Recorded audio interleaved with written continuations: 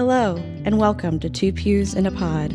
Join us as we explore faith in a modern world at Evangelical Lutheran Church in Frederick, Maryland. Now, here is your host, Pastor Paul Baglios.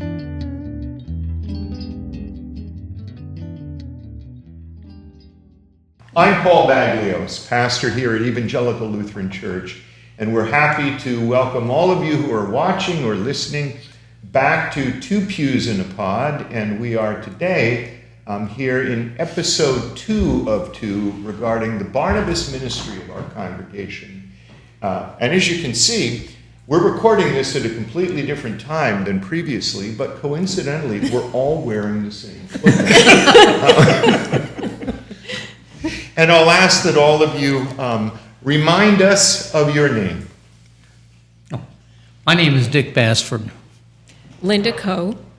Mary Meeker. Hi, I'm Nancy Luce. Last time our conversation focused on what exactly is our Barnabas Ministry, what does it do, how does it work. Today we want to talk about what those of you serving in this ministry experience. Mary, you began to speak about this, so why don't we talk with what is joyful and delightful? Do you want to continue and elaborate what you began to speak about last time?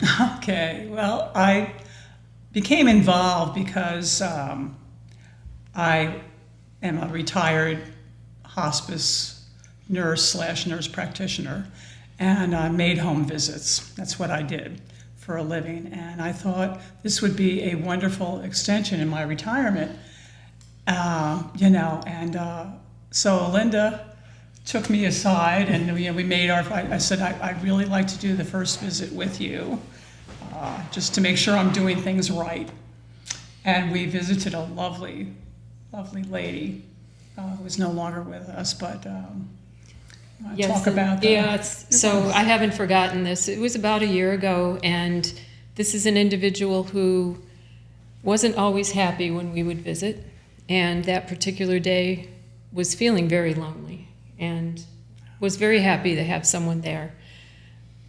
Wasn't really, though, in a good mood for overall, but it became very clear that we were going to be there a while, and I think we spent about an hour. And we definitely, talked, tried to reminisce about what her memories are. And I believe it may have been that visit where I asked her, what would you like us to pray for? And she said, my parents.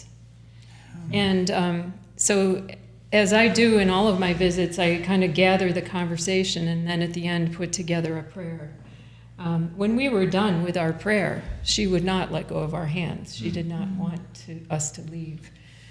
But she did participate in her favorite psalm, She had a Psalm pretty good 23. grip, too. Yeah, and spoke Psalm 23 with us and the Lord's Prayer. Yeah. And that, to me, I still have chills every time I think about those memories of, even in the worst days, perhaps even if the whole body is not intact in the mind, those prayers or favorite verses will come through often. And sharing that with you, Mary, was great. Oh, it was wonderful. And I said, yeah, I made the right choice. Yeah. And that for our service here, I think doing that together, sharing visits, I think is a great opportunity to do a little bit of cross-training, so to speak, so that you're ready to do this the way it would be comfortable for you. Right. I just made a note. I want to come back to that before this episode concludes. But I want to make sure that Nancy and Dick have a chance to share too. What do you love most about doing this? What is satisfying to you, Nancy, as a Barnabas minister? Well, I'm a lifelong journalist, so I've always heard people's stories, and that is what I really like, is hearing. And sometimes, they'll say, I never told this to anyone before. And so it just is like such an honor to, hear their stories. And that's like one of the big things I like. That's beautiful. I am aware that part of what can be difficult emotionally and spiritually, psychologically, for people as they are getting older and older is that they are far less frequently in the company of anybody that shares their story or cares about it. And to sit with a person and ask them to tell their story, to tell their stories, and simply to listen is so life-giving and holy work with people. And I like how you frame that in terms of your own lifelong work as a journalist. How about for you, Dick? Well, I guess my biggest joy is sharing communion with folks. But when we are finished that usually is what I do before I leave.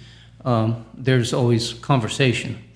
And the conversation oftentimes is regarding their families, which is very important to them. And they love to talk about their families. And after that's finished, they ask me about mine. And I know when we're visiting someone, it should be 95% about them and 5% about us. But they also want to hear from you. So, I tell them about my grandchildren and blah, blah, blah. And they always seem fascinated. And the next time they ask me about my grandchildren, and I tell them the same thing, more or less. And but people like to talk.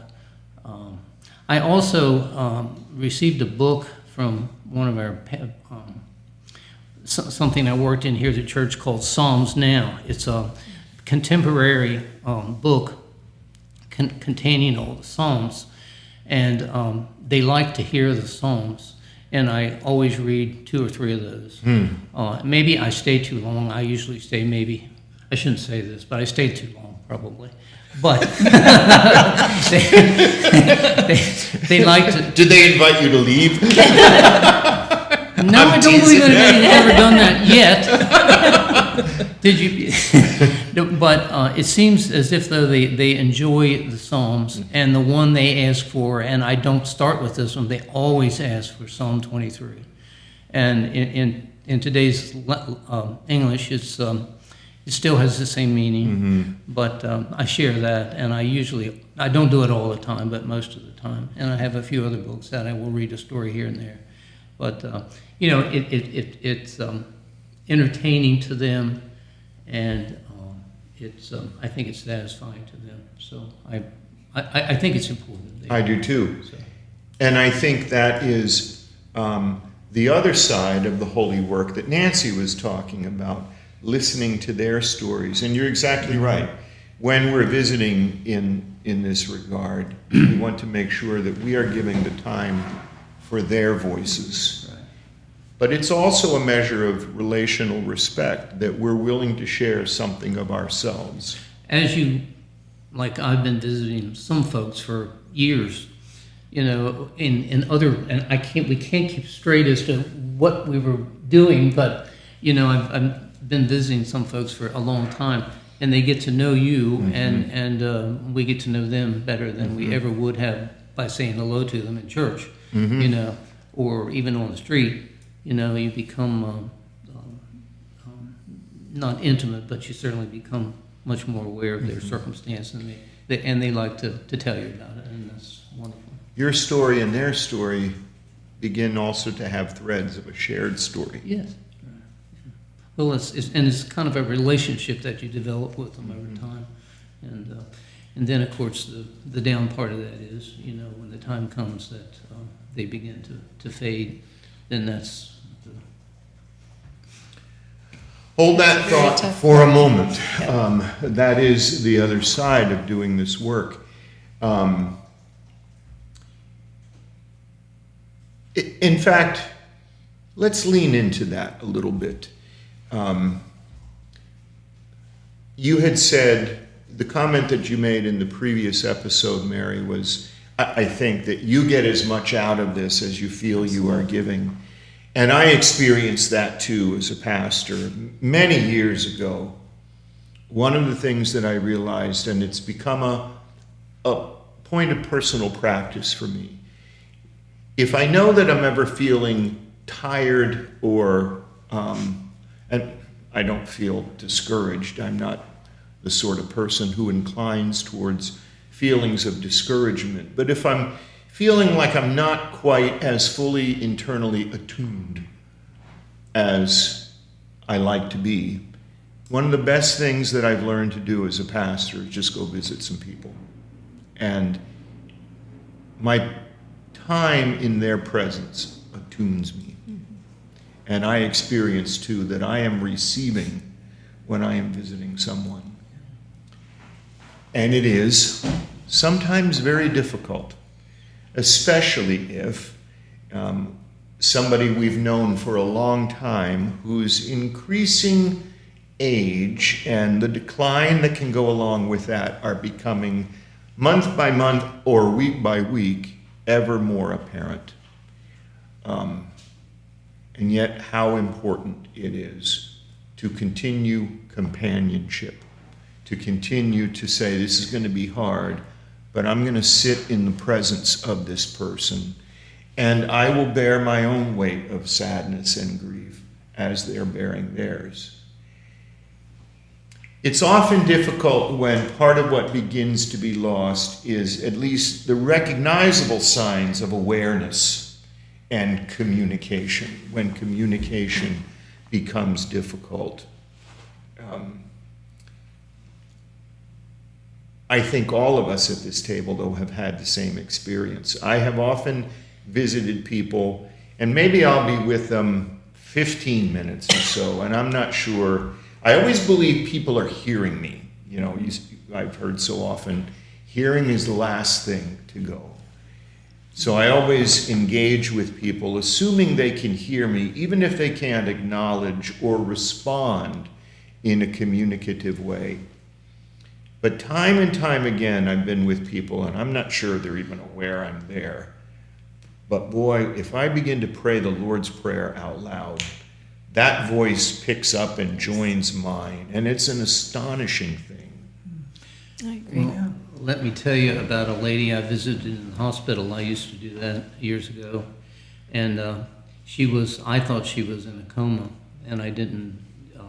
Anyway, I laid my hand on her hand, and I was praying with her, and I had a blessing, and I took my hand away, and she opened her eyes, and she said, "Thank you for visiting me." Mm-hmm. Yeah. I know. Those are the moments that Yes. grip your heart. And, Yeah. and for the families that are present at these visits, it's extremely, That was Special an and memorable. eye-opener. Yeah. You know, I never, ever would have dreamed that she was hearing anything, Right. but she apparently was. But she just could not bring herself. She said to me that, and it was just, a moment. You talked about holding her hand, and you talked Yes. about families. Often if I'm with somebody who seems in all likelihood to be at the end of life, they may be in their final days or their final hours, I always make sure that in prayer for them, I hold a hand or I put a hand on their shoulder. And if there are family present, I always ask the family to do the same thing, that we would come close and each person lay a hand on a shoulder, on a forehead, hold the other hand. I think of how often in the stories of Jesus in the New Testament Gospels, his touch was essential to that holy connection, that healing connection. Yeah, I think this hand holding is kind of like shaking hands with people. Mm-hmm. And of course, we've all shaked hands with people that, it's kind of like, a firm handshake is always good. So especially when you're visiting people, I think that's very important to have some body contact with your hand. and the other thing that you've shared with us at our quarterly meetings that we have is trying to get them to participate if they're able, or I've found having the family participate if the person that I'm visiting cannot. And that has made some wonderful, memorable visits for me. It's something I'll never forget. Yeah. And the family has expressed the beauty of that as well. It's not always comfortable to do that either, but Right. Well, and I find, so often if we're with loved ones who are in distress, it may be the distress of the end being very close. And of course, in that situation, we're in our own distress for the person we love. And often I think the impulse for loved ones there, they want to do something, but they're not sure what. And sometimes just the simple suggestion, let's gather around the chair or the bed, everyone put a hand on the shoulder. It's a gift to be able to give an act in which we can share. Well, we need human contact, in all phases of life. So, especially with people that are dying or are very sick. So I'll wax philosophical for a moment, but it's also biblical and theological. I remember as a kid in elementary school, I don't know if this was social studies class or something, but it was grade school, and I can remember that the teacher was impressing upon us that there are 3 essential needs for all human beings: food, clothing, shelter. And for some reason, the teacher was really emphasizing that, and it always stuck with me. But the older I've gotten, the more I have become convinced there are 2 other and much more essential needs. We all know we all need to belong, and we need to matter. And the Barnabas Ministry of Evangelical Lutheran Church is an embodied reminder to all the people you visit. They belong and they matter. That's good. Thank you for saying that. Well, you're welcome. I don't know if people say this to you. I hear this a lot as a pastor. Somebody will say, "Oh, thank you for visiting me. I know how busy you are."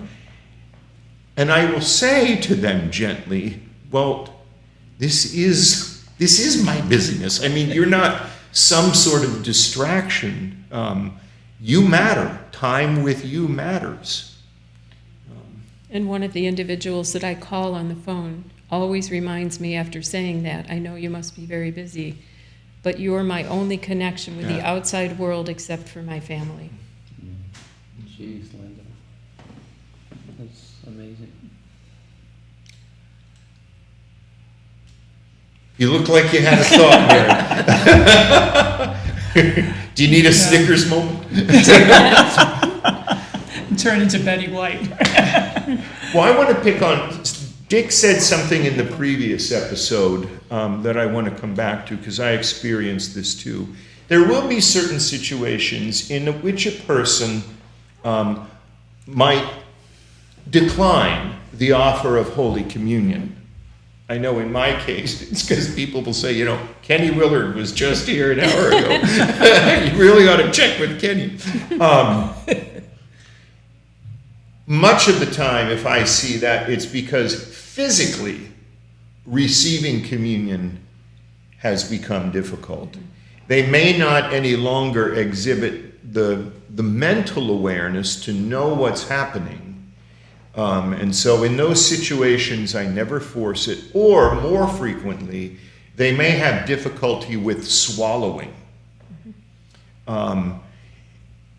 And usually, and there was a visit that I had made just the other week to a person, family with this person, we all had communion together, and the person said, "I'm not sure if I'm going to be able to do this." And I said, "Well, why don't we try this? I'm going to break a little bit of the wafer and dip it into the wine, and it will probably dissolve in your mouth." And so she was grateful, and in fact, it dissolved quickly in her mouth.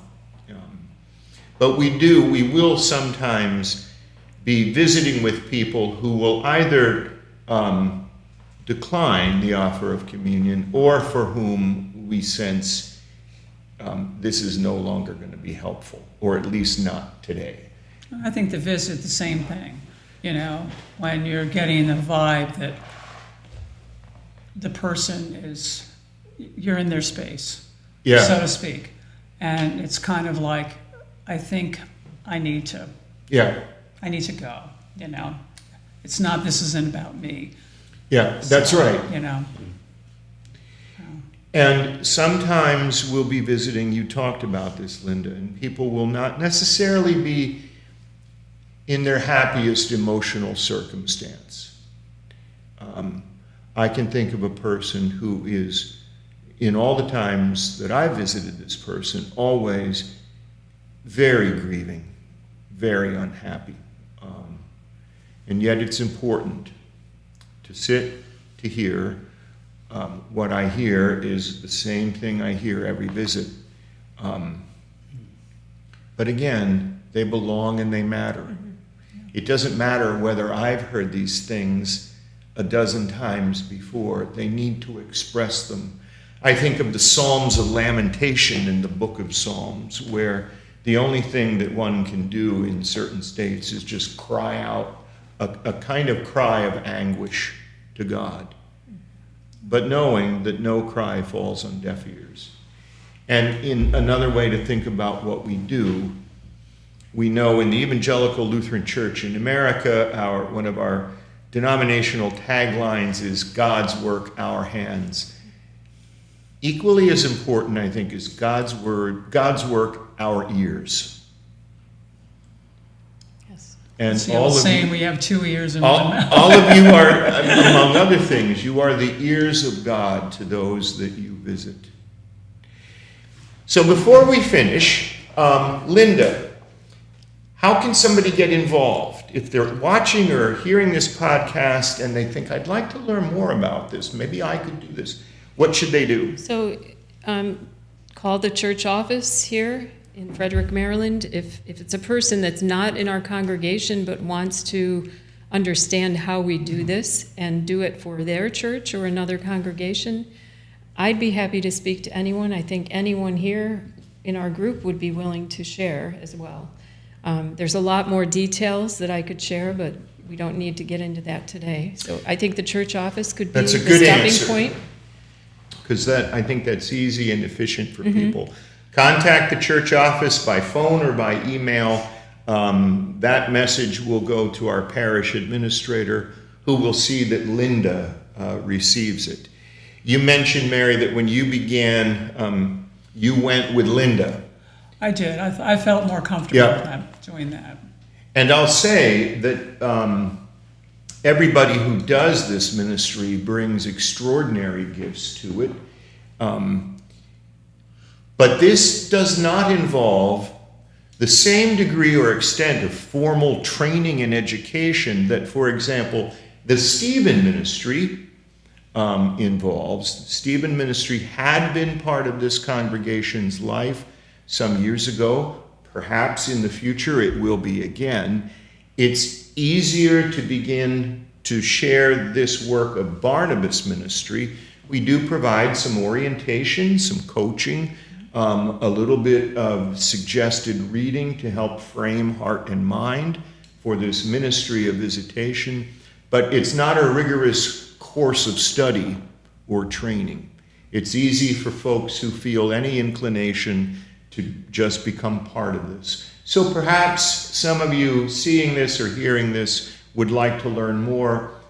Just get a hold of our office here at Evangelical Lutheran Church and say you'd like to learn more about our Barnabas Ministry.